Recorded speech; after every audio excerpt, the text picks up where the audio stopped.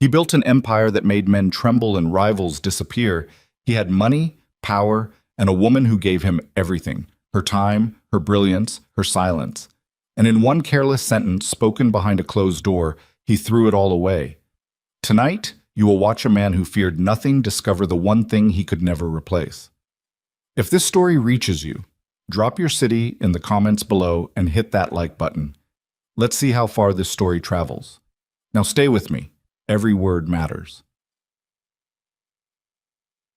Boss out. The night Vincent Callahan said it, he didn't even lower his voice. That was the part Clara would remember longest. Not the words themselves, though those carved through her chest like something cold and precise, but the fact that he said it the way a man talks about furniture. Flat. Certain. Without the smallest hesitation that suggested he might be wrong. She had been standing in the hallway outside the study on the third floor of the townhouse on East 74th Street.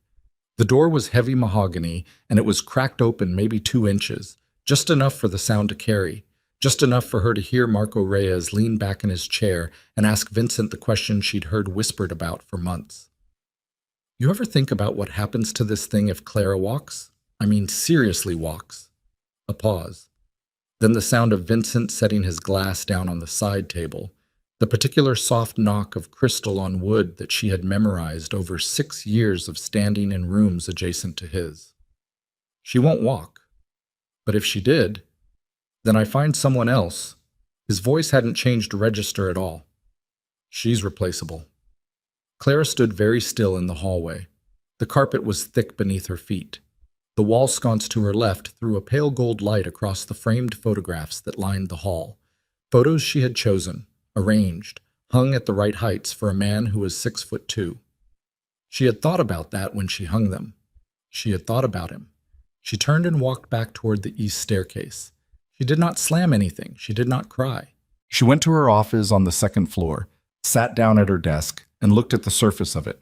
The organized stacks of files, the 2 laptops, the handwritten notes she'd made that morning about the Trenton distribution reroute, the legal brief she was reviewing for Vincent's attorney, the draft of the quarterly numbers she'd reworked 3 times because the first version had a gap that would have flagged attention during a tax review. She sat there for a long time. Then she opened the bottom drawer of her desk and pulled out the small leather portfolio she had kept there for 4 years. Inside it was a savings account statement, a lease agreement for a furnished apartment in a building on the Upper West Side that she had been quietly renting under her mother's maiden name since the year she first understood what kind of man Vincent Callahan truly was, and a single business card from a woman named Diane Rourke, who ran a mid-sized consulting firm and had offered Clara a position 18 months ago over coffee at a place Vincent would never set foot in. She read the card twice, even though she had it memorized. Then she closed the portfolio, slipped it into her bag, and began shutting down her computers one by one. Vincent Callahan had taken his first life at 22, had built his first legitimate front at 26, and had inherited control of the Callahan Syndicate at 31 following his father's death, a death that was ruled cardiac arrest and was, in fact, cardiac arrest, which had surprised everyone, including Vincent, who had spent the better part of a year quietly preparing for the alternative. He was 38 now. The syndicate operated across 4 boroughs and had extended interests into Jersey, Delaware, and a construction corridor running up through Connecticut that nobody talked about. He was not a man who made many mistakes. He also wasn't a man who understood the difference between something that worked and something that was irreplaceable, which amounted to the same kind of blindness and simply took longer to become fatal. By the time he came downstairs the next morning, Clara was gone. This did not immediately alarm him. Clara kept her own hours. She had a life outside this house, or at least he had always assumed she did, because he had never particularly asked, because it had never seemed important. He poured coffee in the kitchen and told himself she was probably at the office on West 48th, or handling the meeting he vaguely remembered her mentioning about the Harbor Point documentation. By noon, she hadn't answered 2 calls. By 3 in the afternoon, Paulie Raines, his operations manager, a thick-necked man from South Boston who had been with the family since before Vincent's father died, knocked on the study door, and came in looking the way men looked when they'd already argued with themselves about whether to come in at all. She cleaned out her office, Polly said. Vincent looked up from the ledger he was working through. What? Her office on 48th. She went in this morning, apparently, and took her personal materials. Laptop's gone. Her files. He paused. She left the company phone on the desk. Vincent set down his pen. She leave anything else? Nothing. He sat with that for a moment. Outside it was raining, and the sound of it against the window was steady and indifferent. He thought about what to say. What came out was, "She'll be back." Polly didn't answer that, which was its own kind of answer. She was not back. 3 days passed. Then a week. Vincent had men make careful inquiries, careful because the last thing he needed was for word to get out that Clara Whitmore had departed, and that Vincent Callahan, a man who controlled 8 figures of annual revenue through a web of construction companies, import businesses, and financial instruments that would take a federal task force years to fully map, could not reach her. She'd covered her exit well. Better than well. The Upper West Side apartment had been rented 18 months ago. 18 months, and he hadn't known. And she'd moved into it quietly and was not operating under any of the contact information in his files. She had not gone to anyone in his network. She had not called any of the people she'd known through him. What she had done, Vincent learned through a friend of a lawyer, was call a woman named Diane Rourke. He stood in his study when he heard that name and felt something move through his chest that he didn't immediately recognize because he so rarely felt it. It took him a while to identify it as the specific sensation of having been outplayed. Clara had planned this. Had planned it for over a year. The thought sat in him like a stone. He told himself it didn't matter. He promoted Danny Castellano to handle Clara's operational responsibilities. Danny was 29, sharp enough, had a business degree from Fordham, and had been useful in the past with numbers and logistics.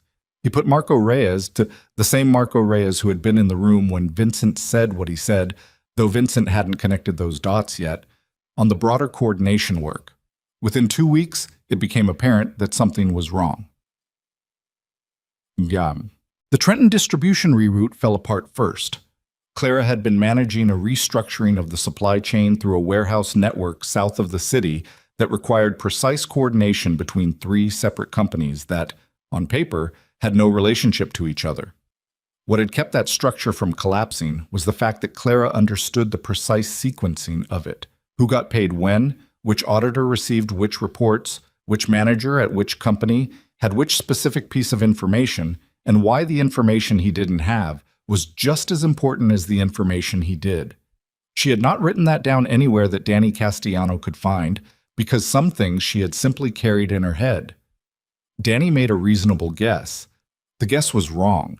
The sequencing broke down in a way that triggered a compliance review at one of the shell companies, which required an emergency legal response that cost 4 days, $200,000, and more exposure than Vincent had accepted in 3 years. He sat across from Danny in the office on 48th and asked him calmly what had happened. Danny told him. He was honest about it, which Vincent respected even while it made him want to put his fist through the wall. She built this so that it only makes sense from the inside, Danny said. I'm on the outside of it. I can learn it, but I need time, and I need to understand pieces of it that aren't written down anywhere. How much time? Months? Maybe 6. Vincent breathed out through his nose. We don't have 6 months. Danny didn't say anything. He knew that, and he knew Vincent knew that, and sometimes silence was the only honest response. Well, the thing about a well-run criminal organization is that it depends on the same principles as any other complex institution. Information moving through the right channels, relationships being managed with precision, pressure applied at the right moments and withheld at others, problems being solved before they become visible to the wrong people. Most of Vincent's associates were competent at individual tasks. What Claire had been competent at was the entire system simultaneously. She had been the connective tissue, the memory, the translation layer between what Vincent wanted and what actually happened. Without her, the machine ran rough. Rough led to mistakes. Mistakes led to perception. And in the world Vincent operated in, perception was almost more dangerous than reality because the moment rivals sensed that something was fractured in the Callahan operation, they would begin testing edges they had respected for years. It started with a delayed payment to the Ferretti family. A minor thing, a timing issue that Clara would have caught in her Monday morning review and corrected before it reached anyone's attention. Danny caught it 6 days late. The Ferrettis noticed. They said nothing, which was worse than saying something, because silence meant they were watching and deciding. Then a meeting with the Harbor Point partners fell apart over documentation that wasn't prepared correctly, and the two men from Chicago who'd come out for that meeting left with a politeness so deliberate it might as well have been a warning. Vincent took these things in. He was not a man who panicked, but he began to understand in the way that a careful man understands things, slowly and without wanting to, that the cost of what he'd said in that room was accumulating interest. He found himself standing in Clara's old office on an afternoon in October, 3 weeks after she'd cleared it out. Someone had put a plant on the windowsill that looked wrong there, and the desk was covered in papers that weren't organized the way papers in this room had always been organized. The absence of her was not dramatic. It was functional. The room simply didn't work right anymore. He thought about what Marco had asked him. He thought about what he'd answered. He had meant it as a statement of strength, the way you said you don't need anyone, not because it was true, but because needing someone was a liability, and Vincent Callahan did not deal in liabilities. He had spent his entire adult life constructing a version of himself that required nothing from anyone that couldn't be replaced, contracted, paid for, or controlled. What he had not understood, and was beginning to understand now with the particular sourness of a lesson arriving late, was that Clara had never been any of those things. She had been something else entirely, something his vocabulary didn't have a clean word for. He sat in her old chair. It was the wrong height. She'd had it adjusted for herself. It was Paulie who finally said it out loud, because Paulie was the kind of man who said out loud what everyone else kept behind their teeth. They were in the car heading back from a meeting in the Bronx that had gone badly. Not catastrophically, but badly in the specific way that small failures go when they're starting to cluster. And Paulie looked out the window at the rain-slicked street for a long moment and then said, "You know what she was doing, right? All those years." "I know what she was doing." "I don't think you do." Paulie turned to look at him. They'd known each other since Vincent was 23. Paulie had earned the right to this. She wasn't just solving problems, she was keeping problems from being problems. "There's a difference." Vincent didn't respond. "There's maybe 5 people in the city who could do what she did, and she was doing it for you, for years." He paused. "And she heard you." Vincent looked at him. "Through the door," Paulie said. "The night Marco asked about her, she was in the hallway. I know because I was coming up the back stairs and I saw her standing there. She didn't know I saw her. She just stood there. Then she walked away." The car moved through a yellow light, rain on glass. "You said it like it was nothing," Paulie said. "Like she was nothing." Vincent's jaw was tight. "I know what I said." "Then you know why she left." He did know. He had known since the morning he came downstairs and she was gone. He'd simply been refusing to look directly at it, the way you refuse to look directly at a wound when you were still in the middle of deciding whether it was survivable. He stared at the city sliding past outside the window. He thought about calling her. He knew he shouldn't, not yet. Not because it would be weak, but because he didn't yet know what he would say that wouldn't be worse than silence. A man who'd spent his life choosing the right words in the wrong moments now couldn't find the right ones for this. Clara Whitmore had not cried until she was in the new apartment on the Upper West Side with the door locked and the lights off and no one who knew her for 15 miles in any direction. Then she cried for about 8 minutes, which was more than she'd expected and less than she'd feared. After that, she made tea, sat on the floor with her back against the couch. She hadn't bought furniture yet, just the basics, because she hadn't wanted to commit to permanence before she was sure permanence was possible.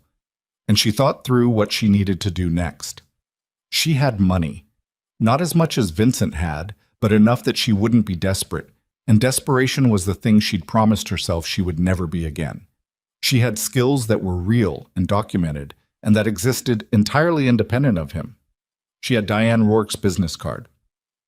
She called Diane the next morning. Diane picked up on the second ring, and when Clara explained, "Not everything, just enough," Diane said, "Can you start Monday?" Clara said yes.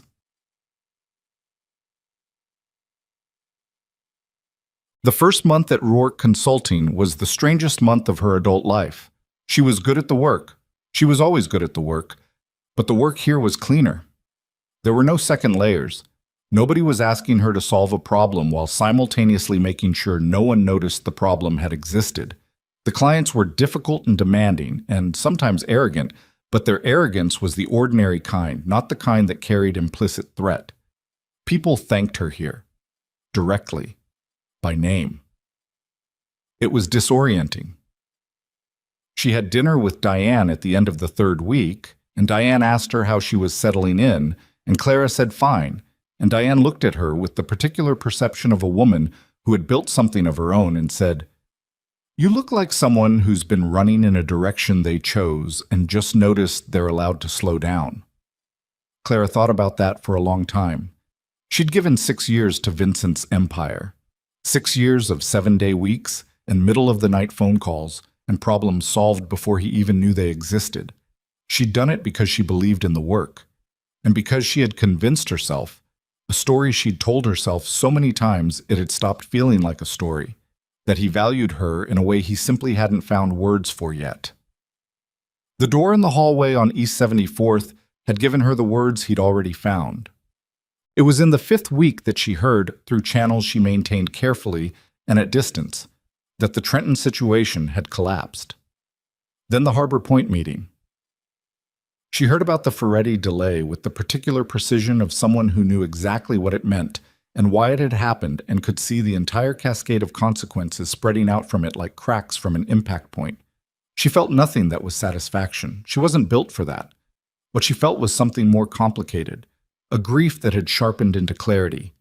Because watching the machine falter was not the proof that she'd mattered to Vincent.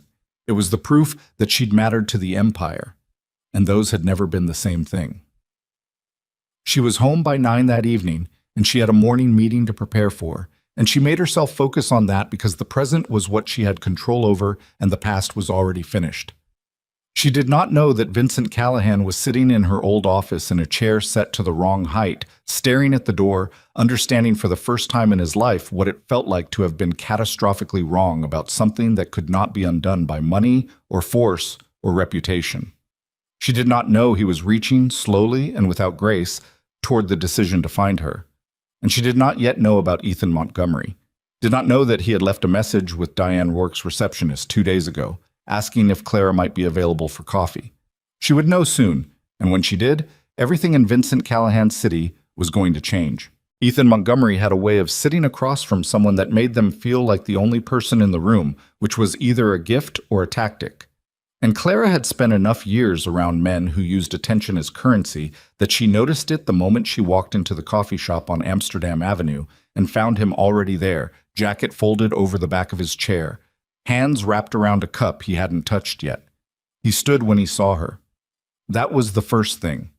Vincent never stood when she entered a room. Vincent was already talking by the time she sat down. "Clara." Ethan's voice was even. Not warm in the performative way, not calculated in the cold way, just level, like someone who'd decided ahead of time to be honest and hadn't needed to remind himself since. "Ethan." She sat, ordered tea from the server who appeared at her elbow, waited. "I heard you left," he said. "I wanted to make sure you were all right." "I'm all right." "You don't have to say that." "I know." She looked at him. Ethan Montgomery had worked adjacent to Vincent's operation for 3 years. Import logistics, the kind of clean-edged involvement that kept a man useful without making him indispensable or implicated. He was 42. He'd built his own freight business from a single leased truck and now ran a mid-size operation out of a warehouse in Red Hook that, as far as Clara knew, was entirely legitimate. He had a reputation for keeping his word even when it cost him, which in the circles she'd moved through was unusual enough to be remarkable. "I actually am, though. It took some adjustment. 6 years is a long time." "It is." He nodded slowly and picked up his coffee. I always thought you were the smartest person in any room you walked into, he said, including rooms where Vincent was also present. Something moved across Clara's face that she didn't entirely control. She looked down at her tea. He would disagree with that assessment. He would be wrong. The directness of it landed without drama. It wasn't flattery in the way that flattery typically announced itself. It was just a man saying a true thing. They talked for 2 hours, about nothing consequential. Her new position at Rourke Consulting, his freight operations expansion into a second facility, a mutual acquaintance who'd moved to Philadelphia, the way the city looked different when you stopped seeing it through someone else's logistics. At the end of it, he asked if she'd have dinner with him on Friday. She said she'd think about it, which meant yes, and she knew it, and she walked home through the October afternoon feeling something she identified tentatively as the early edge of ordinary happiness. She didn't know that across town, inside a black SUV idling on West 48th, one of Vincent's men had photographed her walking out of that coffee shop beside Ethan Montgomery. Vincent saw the photo at 11 that night. He was at the townhouse, going through the Harbor Point fallout with Marco and a lawyer named Stedman who'd been cleaning up Callahan messes for a decade. And his phone lit up on the table beside him with a message from a man named Tron who handled what Vincent called ambient intelligence, the kind of monitoring that kept eyes on things without anyone being asked to keep eyes on things. The photo was taken from across the street, Clara and Ethan on the sidewalk outside the coffee shop. She was looking up at him, and she was almost smiling. Not quite, but almost. And Ethan had his hand briefly at the small of her back in the way that was either courtesy or something else, and the angle of the shot made it impossible to tell which. Vincent put the phone face down on the table. Marco was talking about the Harbor Point meeting and whether they could reschedule it before the Chicago partners lost confidence. Stedman was making notes. Neither of them noticed that Vincent had stopped listening. He sat there with his hand flat on the back of the phone and felt something move through him that he hadn't felt since he was young and reckless and hadn't yet learned to bury his reactions below a face that gave nothing away. It felt like heat, like the particular heat that came from somewhere in the chest and spread outward and had no productive use whatsoever. He made himself wait 30 seconds before he picked the phone back up and slipped it into his pocket. "The Harbor Point rescheduling," he said, and his voice was even, and Marco picked the thread back up, and Stedman kept writing notes. But after they left, after the house was quiet, and the rain had started again, and the city was doing its indifferent nighttime thing outside his windows, Vincent sat alone and looked at the photo for a long time. Ethan Montgomery. He ran through what he knew: freight operation, Red Hook, 3 years of peripheral involvement with Callahan supply chains that had always been handled through Clara, which was another thing he was only now understanding the shape of. That Clara had been the one who'd assessed Ethan Montgomery, had brought his company in as a vendor, had managed that relationship from the beginning. Vincent had signed off on it once, in a 30-second conversation he barely remembered, and then Clara had made it work for 3 years while he'd moved on to other things. She had chosen to bring Ethan into their world. And now Ethan was in a coffee shop on Amsterdam Avenue, sitting across from her for 2 hours, while Vincent's empire was coming apart at the seams for the want of her. He put the phone down again. He looked at the window. He told himself he wasn't angry about the photo.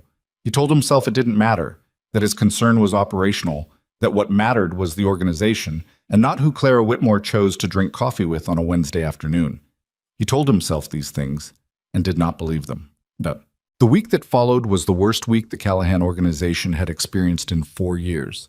It started with the Ferretti situation converting from watchful silence into something more active. Old man Ferretti, whose actual name was Carmine and who was 71 and had a tendency to express displeasure through the very deliberate removal of business from people who'd displeased him, quietly redirected 2 contracts that had run through Callahan-adjacent logistics for the better part of a decade. He did this without announcement or confrontation. The contracts simply weren't renewed. Their absence was a statement of the kind that didn't require explanation and was worse for that. Vincent called Carmine Ferretti. This was already a concession. Vincent did not typically make calls of the type where the other party already knew why you were calling. Carmine was polite, almost fond. They talked about nothing important for 5 minutes, and then Carmine said he hoped things were settling down over there, and Vincent said things were fine. and there was a pause in which both men understood precisely what had just been communicated, and then they said goodbye. He called Paulie immediately after and told him to find out which two contracts Ferretti had pulled, and Paulie already knew, and that meant Paulie had been watching this happen and had been waiting for Vincent to notice, and that fact alone made Vincent's teeth ache. "There's a third one coming," Paulie said. "The warehouse arrangement up in Yonkers. I give it 2 weeks." "Why didn't you tell me about the first two when they happened?" A pause. "Because I kept thinking Danny would catch it, and then I kept thinking you'd ask." "I'm asking now." "Yeah." Another pause. "You are." Vincent hung up, stood in his study. The window in front of him showed East 74th Street, wet and gray and moving with ordinary life that had nothing to do with any of this. He thought about the quarterly numbers Clara had been reworking before she left. The draft he'd found on the server, 3 versions of it, each one getting closer to something that would satisfy the specific sensitivities of the specific auditors who reviewed Callahan corporate filings. He'd given it to Stedman. Stedman was a lawyer, not an analyst. He'd done his best, and his best had produced something that would technically pass review and would also raise 2 quiet questions that the right analyst, looking at the right moment, would eventually make less quiet. Clara had known which questions to prevent before they were asked. Danny couldn't find those questions because he didn't know what to look for. Stedman found one of them 3 days before the filing deadline, and it cost them another emergency session that went until 2 in the morning and still ended with something Vincent wasn't fully comfortable with. He sat down at his desk, opened a new page in the leather notebook he kept for things he didn't want on any screen, wrote 1 line, looked at it. He closed the notebook. But Danny Castellano knocked on the study door at 10 the next morning, looking like a man who hadn't slept, which he hadn't, and sat across from Vincent with his jacket still on because he'd come straight from the West 48th office without stopping. "I need to tell you something," Danny said. "Tell me." "The Trenton structure, the compliance review that got triggered. I went back through it." He put a folder on the desk. "Clara didn't just build that to manage sequencing. She built it with a specific fault line. If the sequencing broke, which it was going to break if anyone other than her tried to run it without the internal logic, it would break in the direction of the least exposure. The way it collapsed sent the review toward the shell company instead of toward the primary entity." He paused. "She designed it to fail safe." Vincent looked at the folder. Didn't open it yet. "She built a protection into the structure that didn't exist in writing anywhere," Danny said. "It only worked if you understood the whole thing from the inside and built the collapse direction deliberately." He sat back.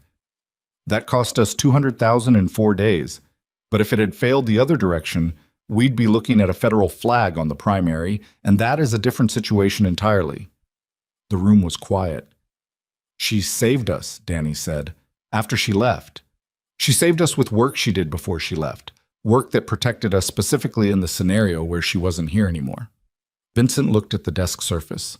There was a specific kind of weight to what Danny had just said that was hard to sit with. It was the weight of discovering that someone had been more loyal to you than you deserved, and that the proof of it was buried in the architecture of a collapsed protection structure that had done its job precisely because she'd been thorough enough to plan for her own absence.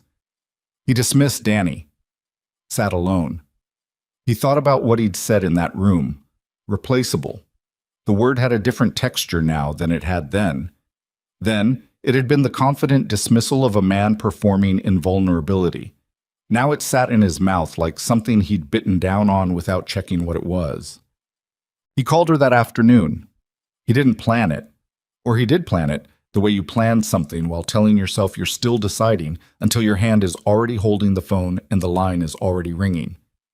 She picked up on the 4th ring. "Vincent?" Her voice was not cold. It was something more controlled than cold. The voice of someone who had prepared for this call without knowing when it would come. "Clara." He'd had 100 conversations that began with money and territory and the kind of leverage that made people cooperative. He did not know how to begin this one. "I need to talk to you." "You're talking." "In person." Silence. Long enough that he began to count it. 4 seconds. 5. "I don't think that's a good idea right now," she said. "Things are—" He stopped, started again. The organization is having difficulties. I know. Of course she knew. She had channels he didn't know about. She probably knew everything. I need your help. The silence this time was different, weighted differently. You told Marco I was replaceable, she said. I know what I said. I'm not asking you to confirm it. I'm telling you that I heard it and that I made a decision based on it, and that decision is not temporary. Her voice was still controlled, even, which somehow made it harder to hear than anger would have been. What you're experiencing right now, the Ferretti contracts, the Trenton fallout, the Harbor Point partners asking questions, that's the organization running without the thing that held it together. That's not a personnel problem you can solve by promoting Danny Castellano. I know that. Then what are you calling me for, Vincent?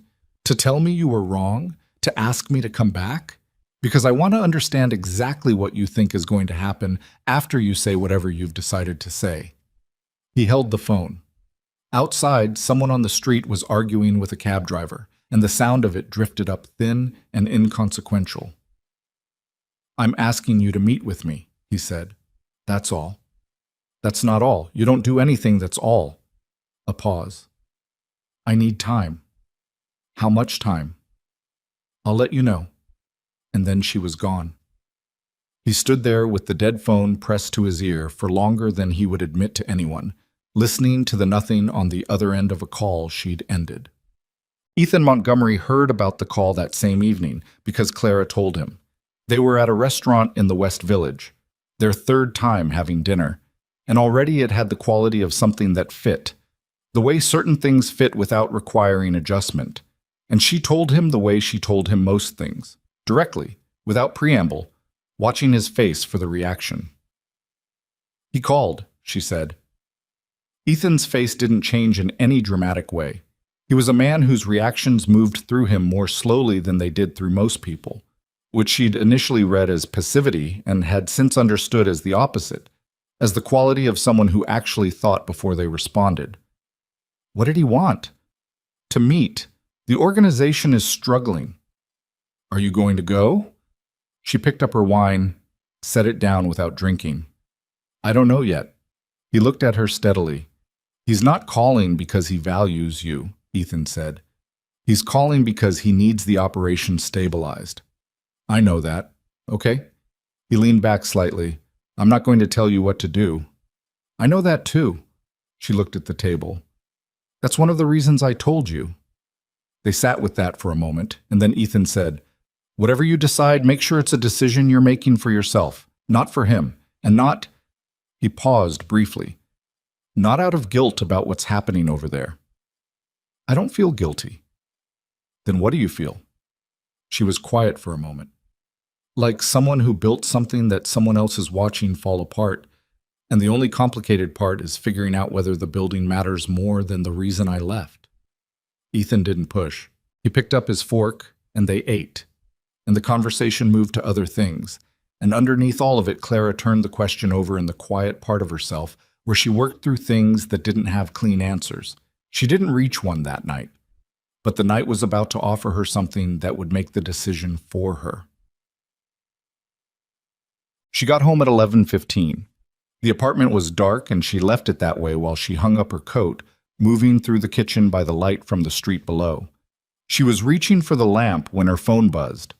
Not a call, a message from a number she didn't recognize. She opened it. 3 words. He knows everything. She stared at the screen. The apartment was very quiet around her. Her hand was completely still. Her mind was moving fast, pulling threads, running names, sorting through the architecture of everything she'd left behind. He knows everything was 3 words that could mean 20 different things in the world she'd walked away from, and the fact that the message had come tonight, 24 hours after Vincent's phone call, was either coincidence or it was not. She typed back, "Who is this?" The number sent one more message, an image. She opened it. It was a photograph of a document she recognized because she had written it, a protection structure she'd drafted in the early months of her second year with Vincent, a document that should have existed only in one copy on one encrypted drive that she had taken with her when she left. Someone had the second copy, which meant someone had accessed a system that wasn't supposed to be accessible, which meant someone inside Vincent's organization had been feeding information to a source that was not Vincent. Her throat went dry. She sat down on the floor of her dark apartment and looked at the photograph of her own document on her phone screen and understood, with the particular cold clarity that came from years of solving problems for a man who told the world she was replaceable, that she was now standing in the center of something that was going to become very dangerous very quickly, and that the choice she'd been deferring for 6 weeks had just been made for her. She called Vincent at 11:43. He picked up on the first ring, which meant he hadn't been sleeping either, and she didn't waste time on that. "Someone sent me a photograph of the Kellerman document," she said. 3 seconds of silence. Then, "Where are you?" "My apartment." "Stay there." His voice had shifted into the register she recognized from the worst nights of the 6 years she'd worked beside him. The register where all the performance dropped away and what remained was the actual man underneath, which was colder and more precise, and, she had always thought, more honest than anything else he showed the world. "Don't open your door until I call you from outside." "Vincent." "Clara." A pause that was not hesitation, but emphasis. "Stay there." He hung up. She sat on the floor of her dark apartment and did not move for 40 minutes. She didn't turn on the lights. She thought better in the dark, always had. The absence of visual input sharpened the internal process, let her sort through what she knew without the noise of the visible world competing for attention. She went through the Kellerman document from memory. She had written it 31 months ago. It was a structural blueprint, a map of the protective shell she'd constructed around the primary Callahan entities, written in her own shorthand, intelligible to maybe 3 people on Earth, one of whom was her and one of whom was a financial architect in Geneva who'd helped her design the offshore components, and who was dead now, had been dead for 14 months, cardiac event at 67, no connection to anything. The third person who could read it was whoever had taught it to themselves by studying it long enough. That took time. It took access. It took someone who'd had the document for months, maybe longer, and who'd had reason to understand it. She heard a car on the street below. Then her phone buzzed. Outside. She went downstairs. Vincent was alone, which surprised her. No Polly, no driver, no one she recognized in the car idling at the curb. He was behind the wheel himself, which she could count the number of times she'd seen on one hand, and when she got in and closed the door, the interior of the car smelled like rain and something she recognized as the particular tension that came off him when he was controlling something very carefully. He looked at her for a moment, just looked, then he pulled away from the curb. "Show me the message," he said. She handed him her phone. He held it at the top of the steering wheel and looked at it without pulling over, reading it in the wash of passing streetlights. His jaw was tight. The muscle in it moved once, twice. "The number," he said. "Burner. Already dead when I tried to call it back." He handed the phone back. Kept driving. They were heading south without any apparent destination, just moving, and she understood that. Vincent thought better in motion the same way she thought better in darkness. "Who had access to that document?" he said. "On my end, no one. I wrote it on an air-gapped machine. The only copy was on an encrypted drive I took with me when I left." "You have that drive?" "Yes." "Then someone photographed a version that existed before you left." He turned east on 57th. "Which means it was copied from inside the office at some point before you cleared out." "That's one possibility." He glanced at her. "What's the other one?" "That someone installed something on my machine, long before I left, and pulled the file remotely." The car was quiet for a moment except for the sound of wet pavement under the tires. "How long would that have been in place?" he said. "I don't know. Long enough to get that document." She looked at the city going past. "Long enough to get other things, too." She let him sit with that. She watched him process it. The way his hands adjusted slightly on the wheel, the way he breathed out once through his nose and then went very still. Vincent was at his most dangerous when he went very still. Most people read stillness as calm. She had learned years ago that in him it was the opposite. It was the moment when everything beneath the surface accelerated. I need to know who sent it to you, he said. So do I. Someone who had the document and wanted you to know they had it. He ran a red light on a quiet block without hesitation. That's not a threat. That's a signal. Someone wanted you back inside. She had reached that conclusion herself, sitting on the floor of her dark apartment. Yes. Who benefits from you coming back? That's the wrong question. She turned to face him. Who benefits from you knowing someone inside has been running a secondary operation long enough to copy documents off my machine without anyone catching it? The car stopped at a light. Vincent looked at her, and for a moment she saw something move across his face that she hadn't seen before, or hadn't let herself see, which was the expression of a man confronting a problem that frightened him. He looked back at the road. Tell me what you need, he said. I need to see the server access logs from the West 48th office. Everything from the last 3 years. I need to see personnel movement records. Who was in the building, what hours, cross-referenced against my schedule. She paused. And I need you to not tell anyone I'm looking, including Polly. She hesitated for only a second. Including Polly. He didn't react to that, just nodded once. I'll get you access by morning. She did not sleep. By 6 a.m., she was at a location Vincent had arranged, a clean office above a printing business in Midtown that wasn't connected to anything Callahan by any paper trail she could identify. With 3 laptops, a hard copy of the server logs covering 37 months, and a pot of coffee that she drank too fast, and that sat wrong in her empty stomach, and that she didn't stop drinking. She started with access logs. Looking for the pattern that existed in the gap between what people did when they thought they were being watched and what they did when they were sure they weren't. This was the kind of work she'd always been good at, the kind where the answer was buried in the ordinary data and the skill was knowing which sequence of ordinary things was not ordinary at all. She found the first anomaly at 8:17 a.m.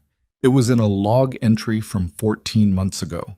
A file access on her machine at 2:46 in the morning, a timestamp she would never have generated because she didn't work those hours, kept strict limits on her late night time in the office because she'd learned early that exhaustion produced errors, and errors in her line of work had consequences she couldn't afford. The access was logged under her credentials, which meant someone had used her login, which meant someone had her credentials 14 months ago. She stared at that timestamp. 14 months.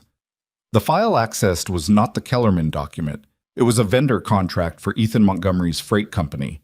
Her hands went very still on the keyboard. She sat with that for a long moment.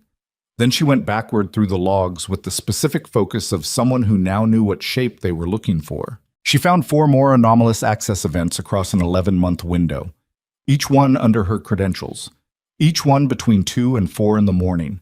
And across those 5 events, a pattern emerged in the file's access that she read 3 times before she accepted what it was telling her. Someone had been mapping the external vendor relationships, specifically the ones she managed, specifically the ones where the vendor had independent visibility into Callahan operational structure, specifically Ethan Montgomery's company. She closed her eyes, opened them, kept working. By 10 a.m., she had enough to build the shape of it, though not yet the name at the center. She called Vincent. I need to see the personnel records, she said. Physical access to the building. Who had after-hours clearance 14 months ago? I'll have Polly, not Polly. Her voice was flat. Send them directly to me. From the security company's system, not from our files. A pause. Why?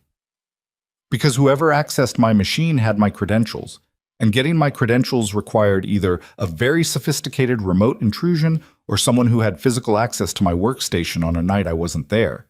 She paused. I want the records that haven't been through anyone else's hands. He sent them within the hour. She cross-referenced. The building access log for the relevant dates showed 7 people with after-hours clearance who'd used it across the 11-month window. She eliminated 4 of them immediately. 2 were confirmed to have been out of the country during specific relevant events. 1 was a woman who'd left the organization 8 months ago. 1 was the overnight security manager whose access was constant and whose entire log was accounted for by his job function. That left 3 names. Danny Castellano, Marco Reyes, and a logistics coordinator named Brett Hale, who'd been with the organization for 4 years, and who Clara remembered primarily as someone quiet and efficient who never pushed for visibility or credit. She sat back in the chair, looked at the ceiling. Danny was possible, but didn't fit the pattern.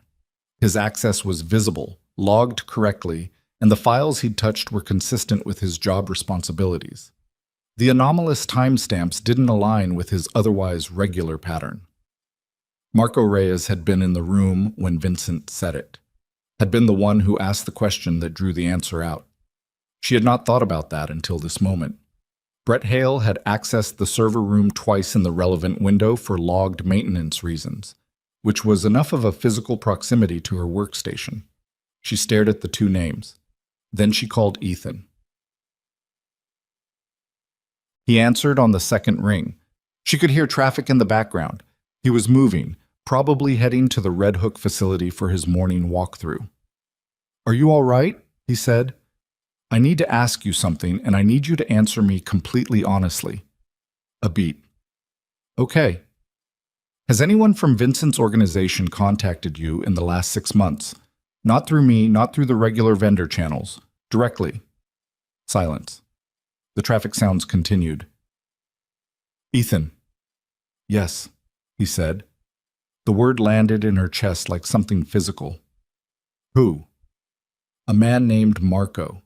He reached out about 8 months ago, said he was doing a routine vendor review." His voice was careful now, measured. "I told him all vendor relationships went through you. He said you'd authorized the direct contact. I didn't believe him, but I wasn't sure what to do with it, so I answered his questions and then I called the main office number and left a message for you. I never got that message." "I know. When you didn't respond, I assumed you'd handled it on your end." A pause. "Clara, what's happening?" "What did he ask you?" "Operational questions, supply chain specifics, about 3 of the contracts we'd run through Callahan Logistics." His voice tightened slightly.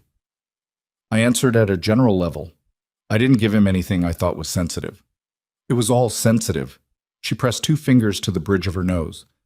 "What you knew about our supply chain structure, even the general level, was enough to identify gaps, enough to show someone where the vulnerabilities were." The pause this time was longer. "I'm sorry," Ethan said. I know you didn't."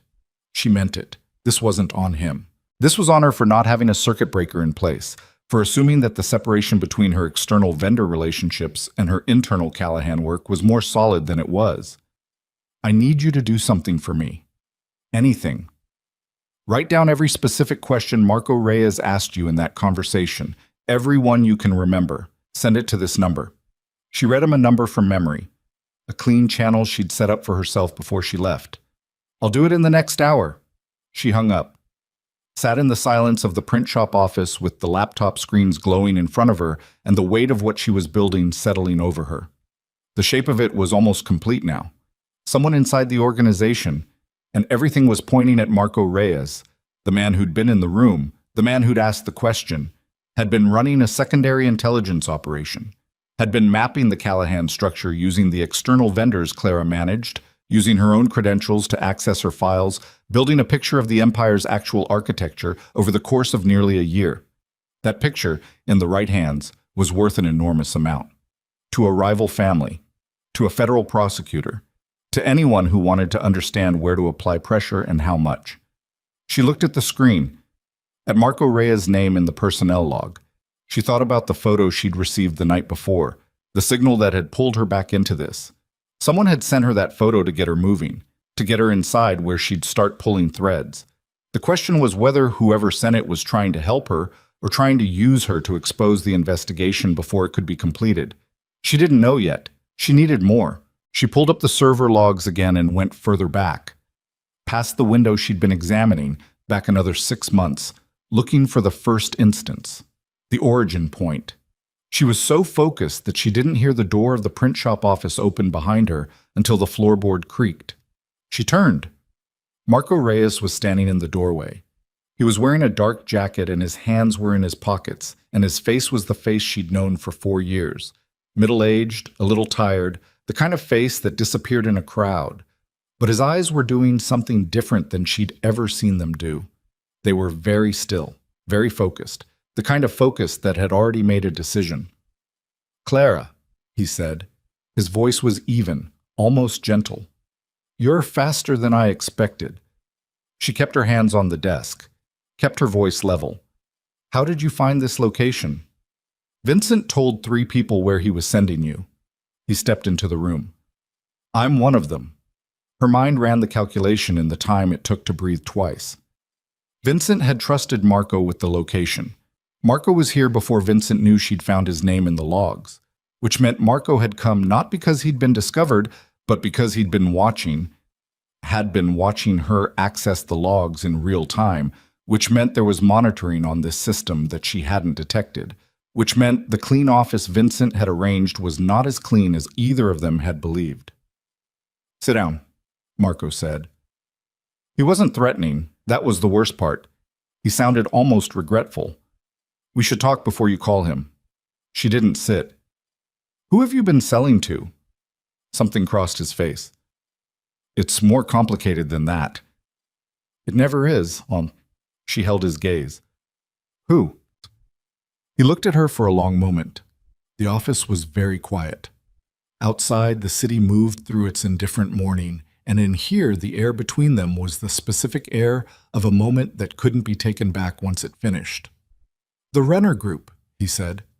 She felt the floor shift under her in a way that had nothing to do with the floor. The Renner Group was not a rival family in the conventional sense. They were not interested in territory or contracts or the ordinary commerce of organized power. They were a consolidation operation, a financial entity that had been quietly acquiring leverage over mid-sized criminal organizations for 7 years, not to destroy them, but to absorb them, to convert independent operations into subsidiaries of a structure whose actual leadership no one had ever clearly identified. They didn't want to take down the Callahan empire. They wanted to own it, and Marco had been giving them the map. "How long?" she said. 2 years. 2 years. She had been inside that operation, working inside it, building its protections and tightening its structures, while Marco Reyes had been feeding its architecture to a consolidation group that was now had been positioning for 2 years, to apply exactly the right pressure at exactly the right moments to make absorption the only remaining option. The Ferretti contract withdrawals, the Harbor Point meeting failure, the timing of her own departure. Had that been engineered? Had Marco asked the question that drew Vincent's answer in front of her, knowing she was in the hallway, understanding what it would do? She looked at him. "You knew I was in the hallway," she said, "that night." Marco's expression shifted very slightly, just enough. "You put me in that hallway," she said. "You arranged the meeting for that time knowing I'd be passing through, knowing what Vincent would say if you asked the question in that room with those people." Her voice was not shaking, but only because she was holding it by force of will she hadn't known she possessed.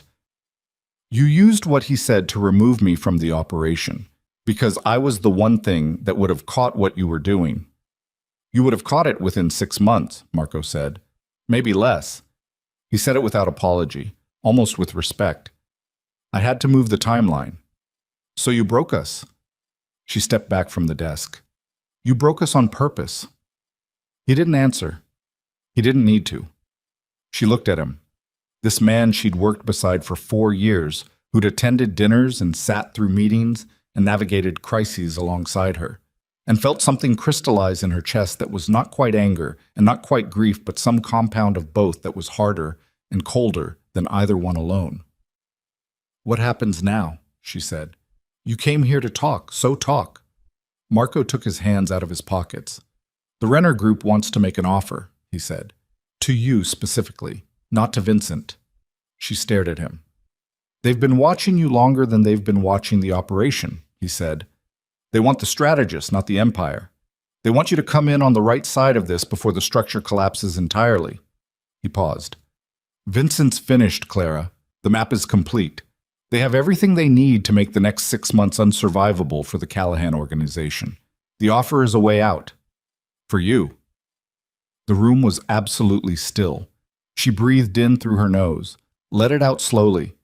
Then she reached across the desk and picked up her phone. "Get out of this room," she said. Marco looked at her. "Get out," she said again, and her voice was the voice of someone who had spent 6 years learning how power worked and had just decided, in the space of one long morning, exactly how she intended to use it. He left. She dialed Vincent. He answered in one ring, the same as the night before, and before he could speak, she said, "It's Marco.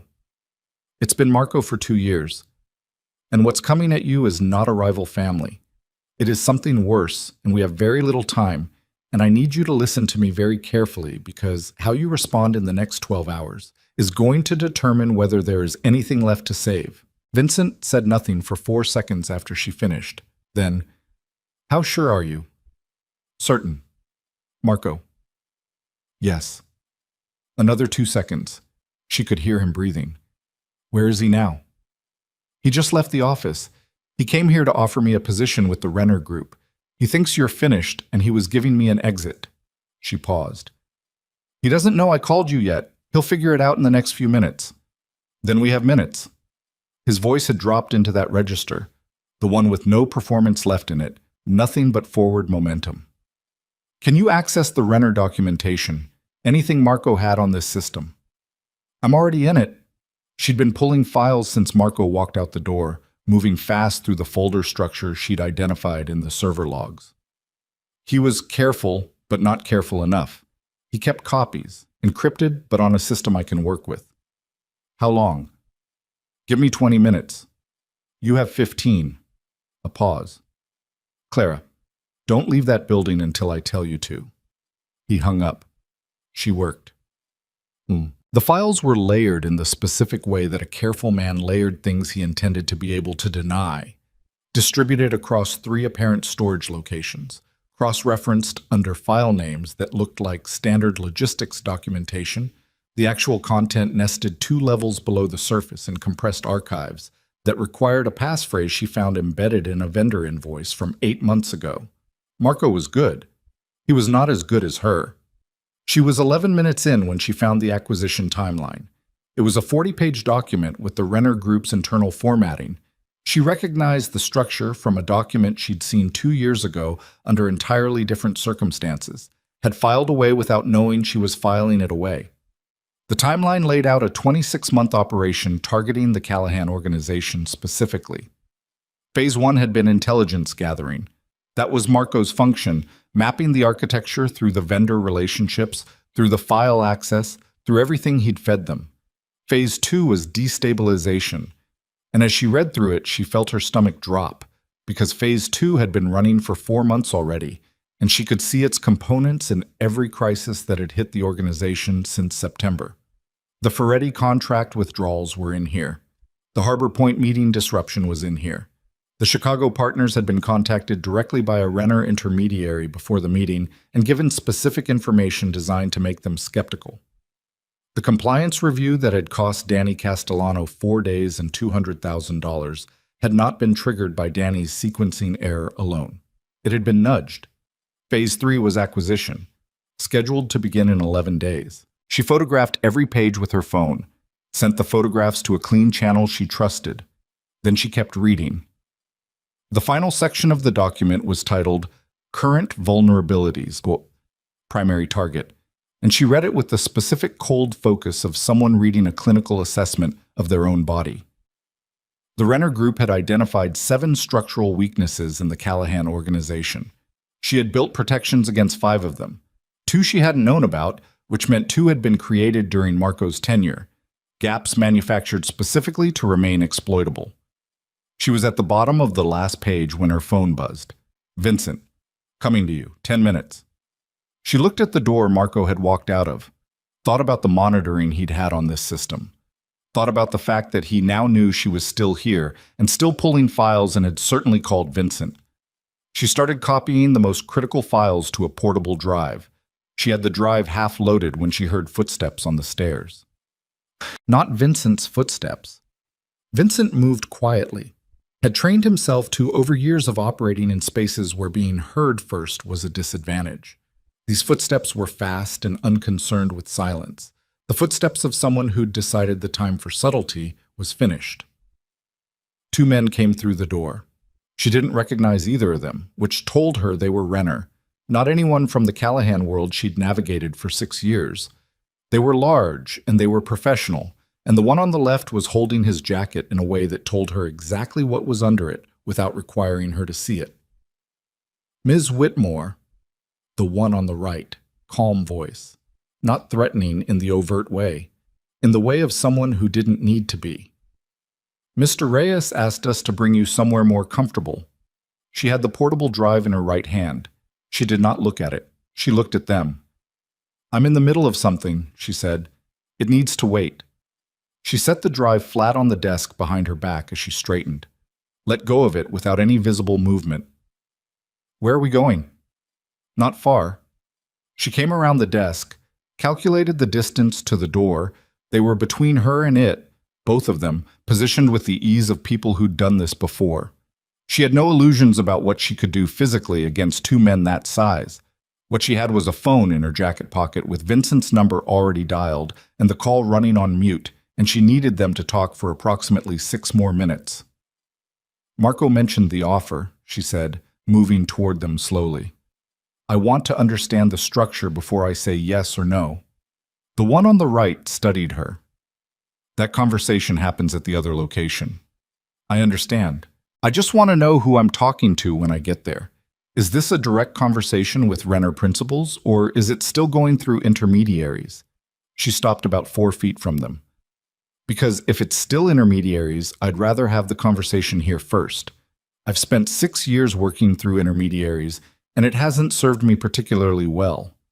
A small pause. The one on the right was deciding something. There'll be a principal present, he said. Good. She kept her voice level, professional. The voice she'd used in 1,000 rooms where the stakes were high, and the faces around the table were not trustworthy. Then I want to understand the equity structure of the offer, not the operational role shape, the actual equity position. Because if I'm coming in on the ground floor of a consolidation play this size, I want to know what I'm being offered for the value I'm actually bringing. The one on the right almost smiled. He was recalibrating her from threat to asset, which was exactly what she needed him to do. He started to explain. She listened. She watched his hands and the other man's position and the door behind them. She breathed steadily. 4 minutes later, Vincent Callahan came through that door with Polly Raines behind him and 2 men she didn't know in front, and the room changed in the specific way that rooms changed when the most dangerous person in them arrived. The 2 Renner men moved at the same time, reaction, not decision, and for 1 compressed second, the room was pure tension, everyone calculating, nobody moving. Then Vincent held up one hand. Sit down, he said. To the room, to everyone in it. Nobody sat, but nobody moved either. His eyes found Clara. She held up 2 fingers and then pointed at herself. 2 minutes, I'm good. And some micro-expression crossed his face that wasn't readable to anyone in the room except her. Mr. Callahan. The one on the right had recovered his professional voice. This is outside the agreed. There was no agreement. Vincent's voice was flat. He moved into the room, and Polly moved with him, and the 2 men he'd brought positioned themselves without being told. You're on my territory using my infrastructure and talking to my people. The only thing you get to decide right now is whether this conversation happens here or somewhere less comfortable. Silence. Here, the Renner man said. Good. Vincent pulled out a chair from the work table and sat down in it like it was his office, which Clara understood was exactly the point. He looked at the Renner man. Call Marco Reyes and tell him to come back to this building. The man's composure flickered. Mr. Reyes is... Call him. What? Marco arrived 8 minutes later. Clara watched him come through the door and take in the room. Vincent at the table, Polly standing to his right. The 2 Renner men on the far wall, her standing beside the desk with her arms at her sides. Marco's face cycled through something in about 2 seconds and then went still, and she watched him make the decision that his position required, which was the decision to walk it out as far as it would go. He looked at Vincent. I can explain the nature of... Sit down, Marco. Marco sat. 2 years, Vincent said. Marco didn't respond. 2 years you've been in my house, at my table, running a parallel operation feeding my infrastructure to people who were planning to absorb everything I've built. His voice was completely even. That was the most frightening thing about it. I want you to tell me why. It wasn't personal, Marco said. Something moved through Vincent's jaw. It never is. He looked at the table surface for a moment. You want to tell me who approached you, or do you want me to find out another way? I approached them, Marco said, 2.5 years ago. They didn't recruit me. I made the contact. That landed differently than Clara expected. She saw it land differently on Vincent, too. Something shifting in his expression, a recalibration, because betrayal from someone who'd been turned was one thing, and betrayal from someone who'd chosen it was another. Why? Vincent said. Marco looked at him. Because I've been with you for 11 years, and I've watched you make decisions that should have destroyed us a dozen times, and I've watched Clara fix every single one of them, and I've watched you treat her like staff, and I've watched you treat everyone else the same way. And I decided I wanted to be on the side of something that was going to survive you. The room was so quiet, Clara could hear the traffic 4 floors below. Survive me, Vincent said. You're not sustainable, Vincent. You never were. Marco's voice was surprisingly steady. The voice of a man who'd carried this for 2 years and was done carrying it. Clara knew how to make you sustainable. She was the adaptation that kept you viable. And you... He paused. You told a room full of people she was replaceable. I was counting on you to do something exactly like that. You put her in that hallway. Yes. You needed her gone so I'd have nothing to absorb, nothing left to protect. Yes. Vincent stood up slowly. He was not a man who used physical size as a communication tool usually. He had enough other tools that it was unnecessary. But he stood up fully now, and the room registered it. Where is the primary Renner contact? He said. Name, location. Marco was quiet. Marco. His name is Devin Strand, Marco said. He's in the city. He came in 3 days ago for the Phase 3 initiation meeting. Clara moved to the laptop immediately. She had the Renner documentation pulled up, and she ran the name through the internal contact directory she'd pulled from Marco's files. She found it in 40 seconds. I have an address, she said. Hotel on Park. He's registered under a shell company that connects back through 2 entities to a holding structure I can map. Vincent looked at her. Something passed between them that wasn't quite the way things had passed between them for 6 years. It was different, altered by everything that had happened in the weeks in between, but functional.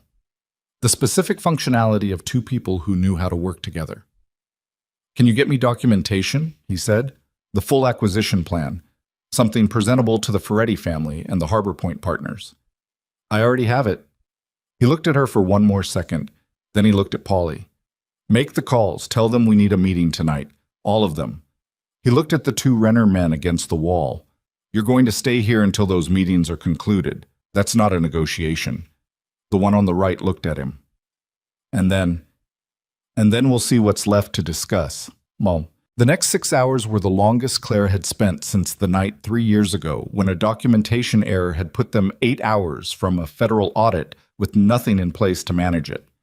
She worked from the print shop office with Danny Castellano, who Vincent had called in with a 6-word explanation that was apparently sufficient because Danny arrived in 20 minutes and didn't ask questions, running the Renner documentation through a structure that would make it legible to the Ferretti family's lawyers and to the Chicago partners who'd walked out of the Harbor Point meeting with careful politeness and quiet suspicion. This was the work she was built for, translating complexity into actionable clarity, taking something that looked like chaos and revealing the architecture underneath it. She had done it for 6 years in service of an empire that had told the world she was replaceable, and she was doing it now in service of something she hadn't fully decided yet. Something she was still defining even as her hands moved across the keyboard and Danny fielded calls and the clock moved toward the evening meeting. At 5:40, Ethan called. She stepped away from the desk and answered. I can't talk long. I know. I heard from some people. Something's happening tonight. Yes. Are you safe? She thought about that in the way she rarely thought about her own safety, as a variable worth assessing rather than a background assumption. I think so. For now. Clara. His voice was careful. Whatever you're doing in there, it's his empire, not yours. I know. Then why? Because someone used me to break it, she said quietly, and I'm the only one who can unbreak it. That's not loyalty to him. She stopped. That's me not letting someone else define what my work means. A pause. Okay, he said. Be careful. I will. She looked at the window. Ethan, I'll explain everything when this is over. I'll be here. She went back to work. The meeting with Carmine Ferretti happened at 7:30 in a private room at a restaurant in Little Italy that the Ferretti family had used for 40 years, and that maintained its reputation for discretion through a combination of long relationships and short menus. Vincent sat across from Carmine with Polly to his left, and a lawyer named Stedman to his right, and across the table Carmine Ferretti, 71 years old, compact, wearing a dark suit that he'd had for a decade, read through the 40-page Renner document with the unhurried attention of a man who'd survived in a complicated world by reading everything completely. He read for 22 minutes. No one spoke. Then he set the document down and looked at Vincent. 2 years, Carmine said. Yes. And the strategist found this in a single morning.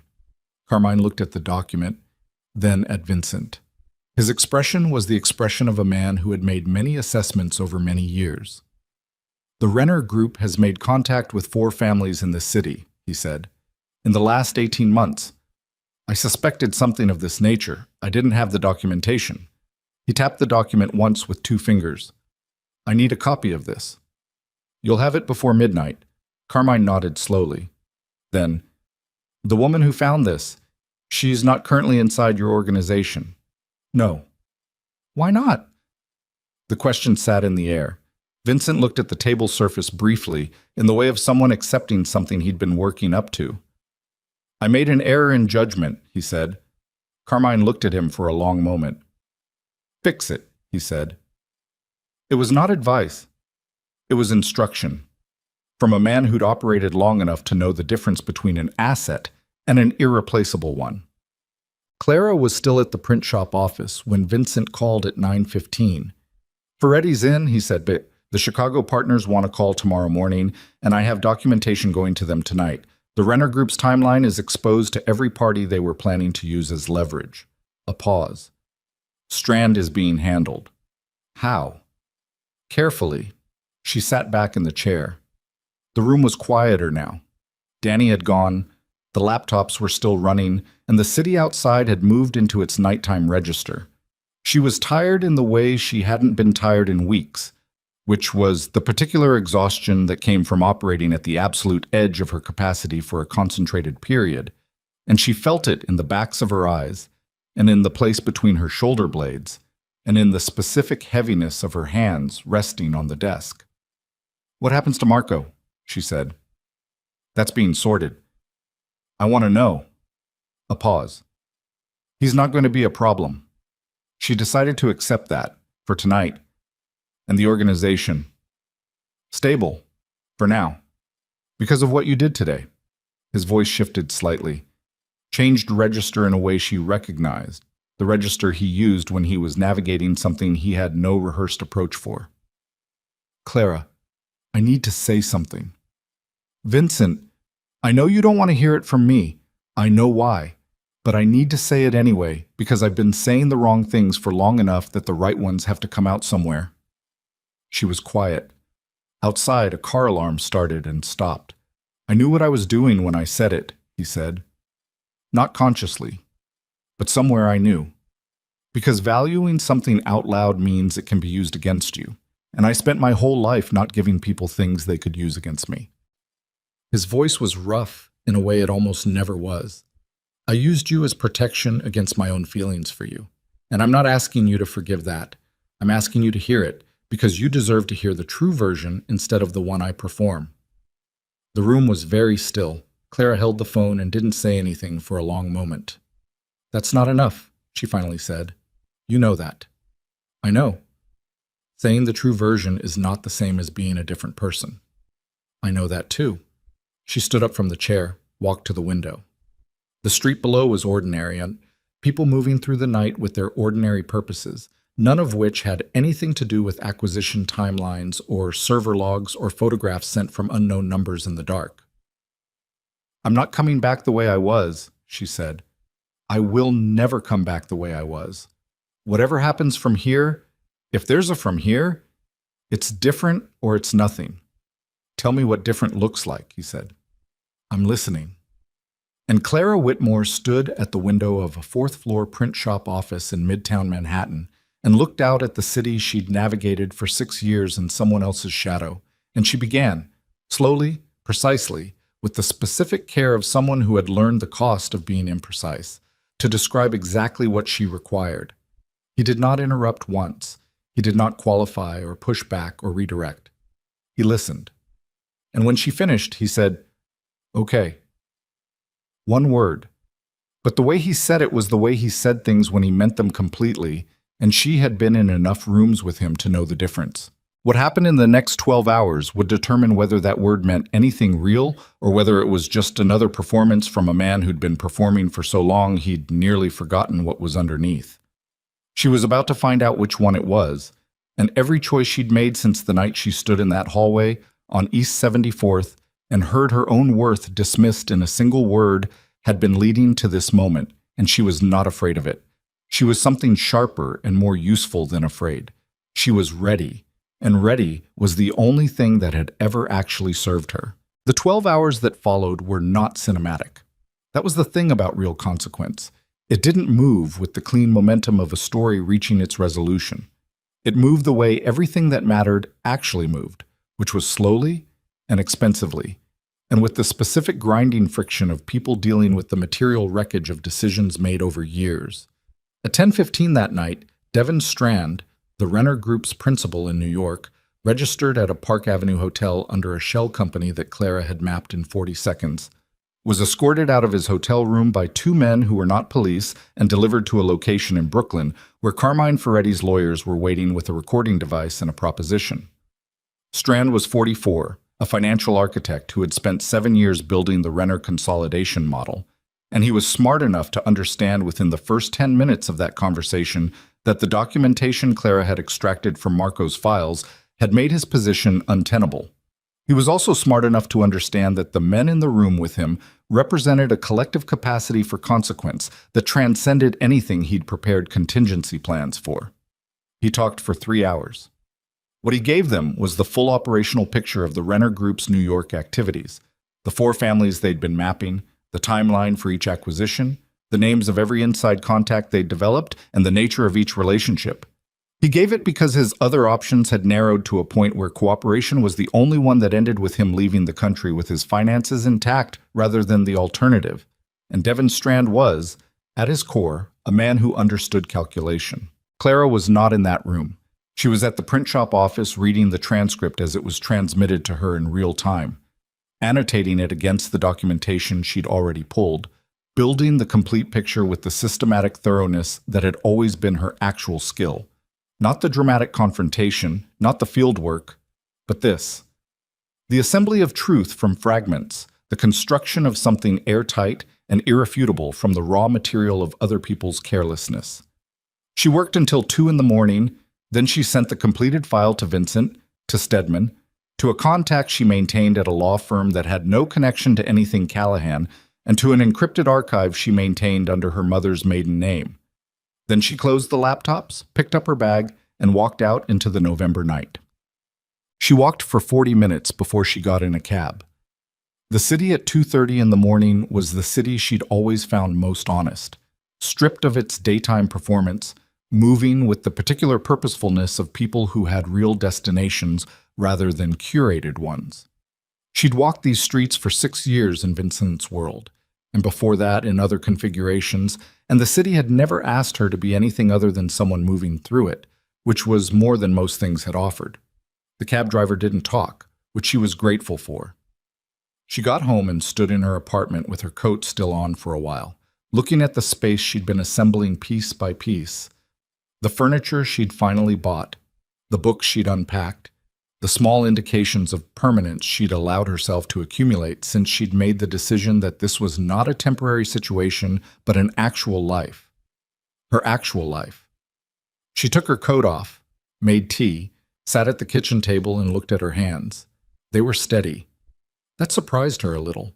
The adrenaline of the day had metabolized into something that felt less like exhaustion and more like the specific quiet that came after a very loud thing stopped, the absence of noise, the return of ordinary temperature.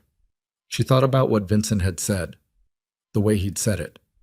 She thought about 6 years of the version of him she'd known, the managed version, the performed version, the one that held everything at a distance and called it strength. And she thought about the man who'd said, "I'm listening," and then listened, which was a thing she'd waited years to experience and which had come, as these things often did, too late and under the wrong circumstances, and waited with too much history to receive simply. She was still thinking about it when her phone buzzed at 3:40. "Ethan, still up, are you home?" She looked at the message for a moment. Then she typed back, "Yes, I'm okay." A pause. Then, "Good. That's enough for tonight." She set the phone down, finished her tea, went to bed and slept without dreaming, which was the most restful night she'd had in 2 months. The morning brought the kind of clarity that only arrived after a body had finally been allowed to stop. She was at her kitchen table with coffee and her personal laptop when Vincent called at 8. She picked up. "Strand's information is being distributed to the affected families through Ferretti's attorneys," he said. "The Renner operation in New York is effectively finished. Strand is leaving the country with an agreement in place. Marco..." He paused briefly. "Marco is cooperating with the full account. He'll be gone within the week. He won't resurface in this city." And the two families Renner had further along than us. The Morano family already knew. They'd identified their inside contact 6 weeks ago and were sitting on it. They're the ones who sent you the photograph. She absorbed that. "They used me to accelerate the exposure." Yes, they couldn't move on their own without revealing what they knew and why. They needed someone inside the Callahan structure to surface the documentation independently. He paused. "You were the only person they believed could find it fast enough to matter." She sat with that. The Morano family had known about Marco for 6 weeks, had known about the Renner operation, had sent her a photograph of her own document in the middle of the night to put her back in motion because she was the instrument they needed, the specific tool the situation required. She had been maneuvered, and the maneuvering had been done with the cold precision of people who'd assessed her accurately and banked on her being exactly who she was. She couldn't be angry about it. They'd been right. She had been exactly who she was. "The organization," she said. "What's the actual state of it? Not the managed version, the true version." A silence. She respected him for not answering too quickly. "Damaged," he said. "Ferretti will reinstate the contracts. The Harbor Point partners are coming back to the table. But there are 6 months of deferred maintenance, relationships that need rebuilding, structures that need reassessment, 2 financial instruments that Clara had been managing that nobody else fully understands." He stopped. She could hear him choosing the next words carefully. "I need to rebuild the organization the right way. Not the way my father built it. Not the way I've been running it for 7 years. Something that can survive the next Marco Reyes before he gets 18 months in. That's a different kind of operation than what you've been running. I know. It means legitimate oversight, real structures, people who have actual authority and aren't just executing your decisions." She paused. "It means you're not the only person who knows how the whole thing works." "I know what it means." "Do you?" She said it without heat, just honestly. "Because you've built your entire operating model on the premise that you're the center of everything and nobody gets the full picture. That's what made you vulnerable to Marco. He didn't need to compromise the center because the center was too well guarded. He compromised the connective tissue, the one person who understood the full architecture, and then removed that person. You." She paused.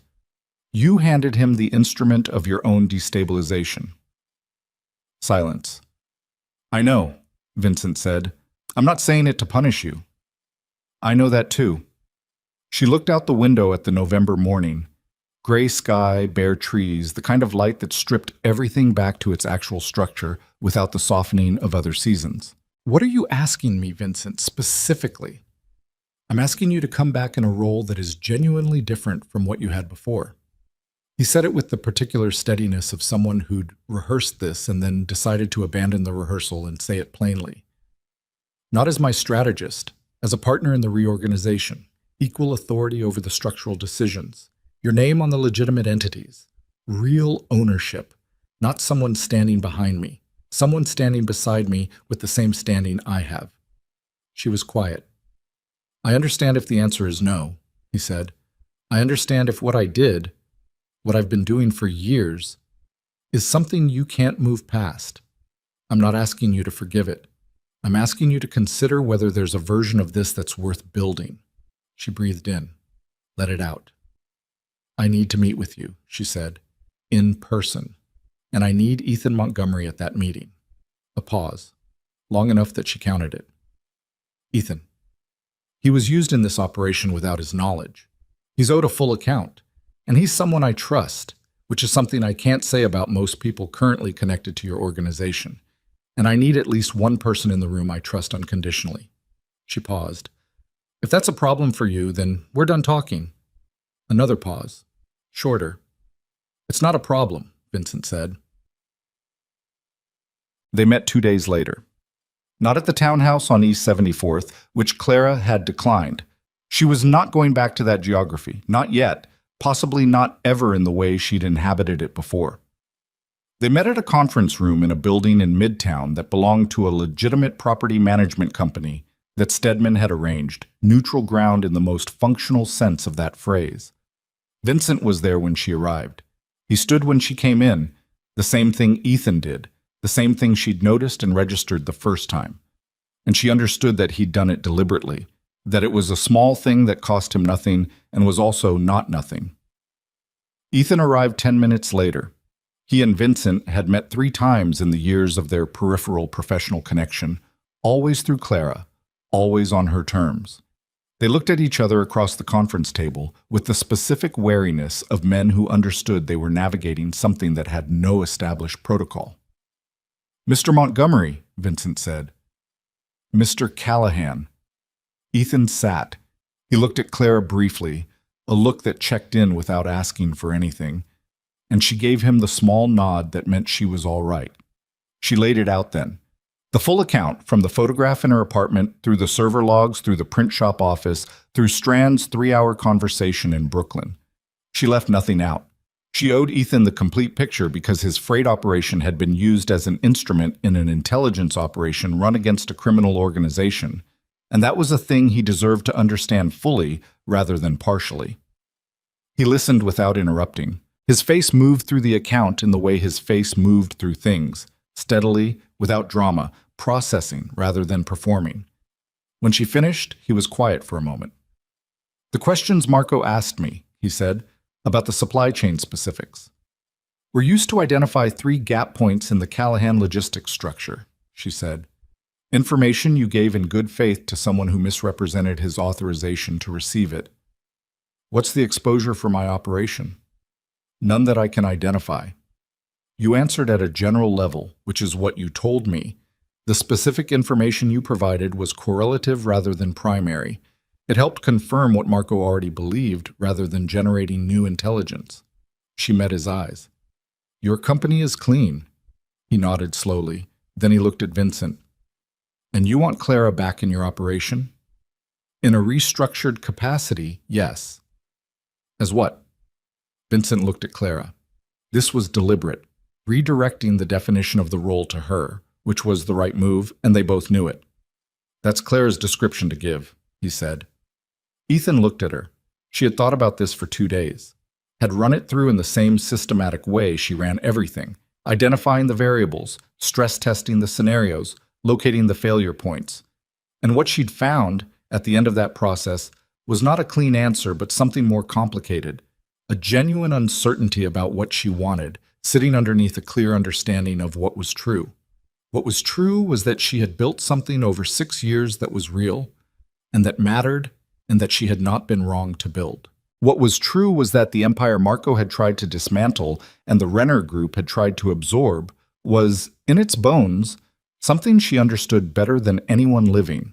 What was true was that rebuilding it correctly, dismantling the parts that had made it brittle, reinforcing the parts worth keeping, converting it toward something that could survive in a world that was changing around it, was a problem she was equipped to solve and that she found, despite everything, genuinely interesting. And what was true was that she was not the same woman who'd stood in that hallway on East 74th and had her worth dismissed in a sentence. That woman had needed Vincent to see her value in order to believe in it herself. The woman sitting at this conference table had spent 2 months discovering that her value existed independent of anyone's assessment of it, had spent a single day proving it under conditions that would have broken most people, and was now in the position of choosing rather than needing. That was different. That was the only thing that made any of this possible. Equal partnership in the restructured legitimate entities, she said. My name on the documentation. Real authority over organizational decisions, not advisory authority. Actual authority, equal to yours, binding. A 6-month restructuring period in which we convert the operation toward legitimate revenue and reduce the exposure surface by a specific metric that I'll define and we'll both sign off on. She paused. If at any point the structure becomes what it was before, if I become the person who carries the weight while you carry the credit, I walk, without negotiation and without return. Vincent looked at her across the conference table. And Ethan's company receives the freight contracts that were rerouted through less reliable vendors during the past 3 months, she added, at fair market rate. With a written agreement, not a handshake. Ethan looked at her sideways. She didn't look back. Agreed, Vincent said. To all of it. The room was quiet for a moment. I want it in writing, Clara said. Drafted by a lawyer of my choosing, not Stedman. Agreed. She looked at him. This man she had known for 6 years and was still in the process of understanding, who had failed her in a specific and costly way, and who was sitting across from her now with his hands flat on the table and his face carrying something she recognized with difficulty as the expression of a person who was trying, and trying without the armor of performance, which was the most she had ever seen from him and possibly the most she could ask for. One more thing, she said. Tell me. I'm not doing this for the organization. I'm not doing it for you. She held his gaze. I'm doing it because I built something I believe in, and I'm not willing to let someone else's betrayal or your failure define what that something becomes. I want that understood. Understood, he said. And she believed him. Not because she trusted him completely. Trust of that kind was built in increments over time, and they were at the beginning of that, or the beginning again, which was different and harder. But because she trusted what she'd seen over the past 48 hours, which was a man being honest about the cost of who he'd been, and that was a foundation she could work with. Ethan walked her out of the building. On the sidewalk in the November gray, he stood with his hands in his coat pockets and looked at her for a moment without saying anything. She looked back.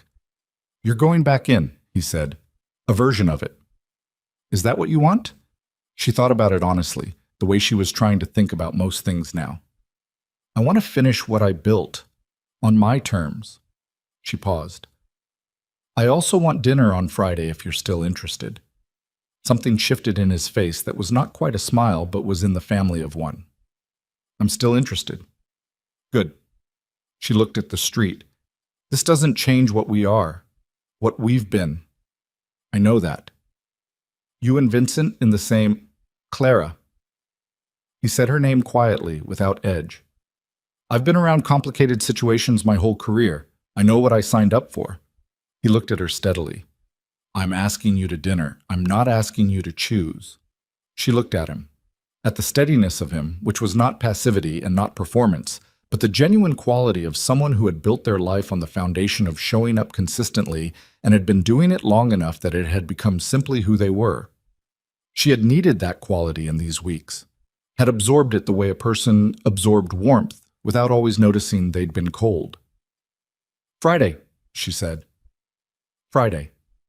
She walked back toward Midtown, and he went in the opposite direction, and the city moved around both of them with its ordinary indifference, which was fine. She had never needed the city to notice her, only to accommodate her, and it had always done that much. The 6 months that followed were the hardest professional work of Clara Whitmore's life. Not because the problems were worse than what she'd handled before. In some technical senses, the restructuring was cleaner than the crisis management she'd been doing for years, more linear, more solvable by skill rather than by improvisation under pressure. What made it hard was the human architecture of it, the rebuilding of relationships the organization had damaged, some through Marco's interference, and some through years of operating in a way that had prioritized Vincent's autonomy over every other consideration. The negotiation of new terms with Ferretti, with the Harbor Point partners, with the Chicago men who'd left that meeting with careful politeness and quiet suspicion, and who came back to the table only because Clara sat across from them and spoke about the restructuring in terms that were concrete and verifiable rather than promissory. She did not manage any of this from behind someone else. She sat at the table. She spoke in the first person. When decisions were made, her name was attached to them, which meant her judgment was on record and her authority was real, which meant that when she was right, she got credit, and when she was wrong, she owned it. And both of those things happened because she was doing actual work with actual stakes, rather than invisible work that protected someone else's visibility. Vincent was different in the restructuring than he had been before, not transformed. She was not a person who believed in transformations, believed instead in the slower and more honest process of adjustment, of one behavior gradually replacing another through the accumulated weight of choosing differently. He was adjusting. He deferred to her judgment in the structural decisions the way he'd said he would. He did not override her in meetings. He did not take credit for her analysis in rooms where she wasn't present, which she knew because Polly told her, unprompted, one afternoon in the West 48th office with the straightforward delivery of a man who'd been watching for a long time and wanted her to know what he'd seen. "He talks about you differently," Polly said. "In rooms you're not in." "How differently?" "Like someone who knows what something is worth." He paused. Took him long enough. She didn't respond to that, but she held it. There were hard days, days when the old patterns surfaced, when Vincent moved to make a decision alone and had to catch himself, when the muscle memory of 6 years of his particular way of operating reasserted itself, and she had to hold the line on the structure they'd agreed to without making it a confrontation every time. It was tiring in a specific way that she hadn't anticipated, the way that maintaining any new standard was tiring, the continuous small effort of it accumulating into something that required deliberate management. She managed it. That was what she did.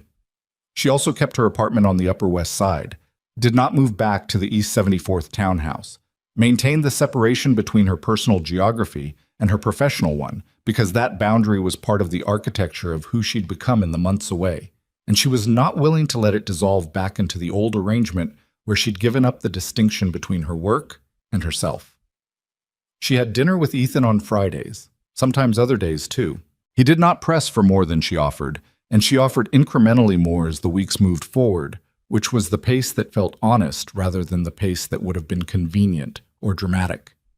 He came to understand the broad outline of what she was doing in the restructuring without needing the details, because he was a man who understood the difference between interest and entitlement. She came to understand, over those Friday dinners and the conversations that extended past them, that what she valued in him was not the contrast to Vincent, but the absolute independence of it. He was not defined by what he wasn't. He was entirely himself, and that selfhood was something she found increasingly worth being around. The final piece of the restructuring was completed in late April, on a Wednesday afternoon in a conference room that now had Clara's name on the door alongside Vincent's, in a building on Park Avenue that was entirely legitimate and that had been purchased as the primary address for the holding company that now sat at the center of what remained of the Callahan operation. The financial instruments had been restructured. The exposure surfaces had been reduced to the specific metric Clara had defined, and they'd both signed off on. The operational entities had been reorganized with oversight structures that meant no single person, not Vincent, not Clara, had unilateral authority over the whole. It was not a perfect organization. There were still shadows in the edges of it. Still decisions from the years before that had created structural realities that couldn't be fully cleaned in 6 months. She was not naive about this. What it was survivable, defensible, built in a way that didn't depend on any single person's invisibility or any single person's performance of invulnerability. She signed the final documents at 4:30. Vincent signed across from her, Stedman notarized. The lawyer she'd chosen, a woman named Park, who'd looked at the initial draft and said nothing she couldn't work with, collected the copies and left. And then it was just the two of them in the conference room with the late afternoon light coming through the windows and the city visible below, doing what it always did. Vincent looked at the table for a moment, then at her. "I want to say something," he said. "You can say it." He was quiet for a moment, the way he was quiet when he was choosing precision over speed. "I told Marco you were replaceable because I was afraid of what it meant that you weren't." He looked at her steadily. "I spent years finding things to call you that kept the real word out of the room. Strategist, asset, essential. Like if I named it small enough, it couldn't be used against me." A pause. "The real word was, you were the person I built everything toward being worth something to. That's not replaceable. That's the reason." The room was very quiet. Clara looked at him. At this man who had cost her more than she'd been willing to calculate, and who was sitting here now without his armor, which she knew was not a permanent condition but was real in this moment, and real in this moment was what she had. "I know," she said. "I'm not asking you to—" "I know, Vincent." She said it without softness, but without cruelty either. "I know what you're saying, and I'm not going to tell you it doesn't matter. It does." She looked at the table, then back at him. "What I'm going to tell you is that what we're building now, if we build it right, is worth more than what we had before. Because what we had before was built on you needing to be invulnerable and me needing to be needed. And both of those things were going to break eventually. Marco just accelerated the timeline. He absorbed that. We have a chance to build something that doesn't break the same way," she said. "That's what I care about. Not the version of this that's about what you owe me or what I gave you. The version that's actually worth having." Vincent looked at her for a long moment. Something in his face was doing the slow work of understanding, the kind that moved through a person's expression the way seasons moved through a place. Not a sudden change, but a genuine one, visible only because you'd been watching long enough to see the before and the after. "Yeah," he said. Quiet. Plain. The words stripped of everything except what it meant. She gathered her copies of the documents, put them in her bag, stood. "I have dinner," she said. He looked up. "Ethan," she said. Not explaining it, not apologizing for it, just naming the true shape of her life, which included this room and that dinner and the apartment on the Upper West Side, and the position at Rourke Consulting that she'd kept on reduced hours because it was hers, and she had no intention of surrendering things that were hers. Vincent nodded once, the nod of a man accepting the world's actual dimensions. She walked out of the conference room and down the hall and into the elevator and out through the lobby and onto Park Avenue in the April evening, where the air was cold enough to be honest, and the city was moving through its last hour of daylight with the particular energy of a place that never stopped regardless of what any single person inside it had won or lost or built or broken. She walked south, toward the restaurant, toward Ethan and the particular quality of his company, which asked nothing she wasn't ready to give and gave back more than it asked, which was the only kind of equation she was interested in anymore. She did not look back at the building. She had spent enough years looking over her shoulder at things she'd left or lost or been pushed away from. The direction that mattered now was forward, and forward was the avenue opening out ahead of her, and the evening coming down around the city like something that had been earned, and the simple specific weight of her own footsteps on her own ground, going exactly where she'd decided to go. She had not been chosen despite everything. She had chosen, and that was the only story she intended to keep telling from here.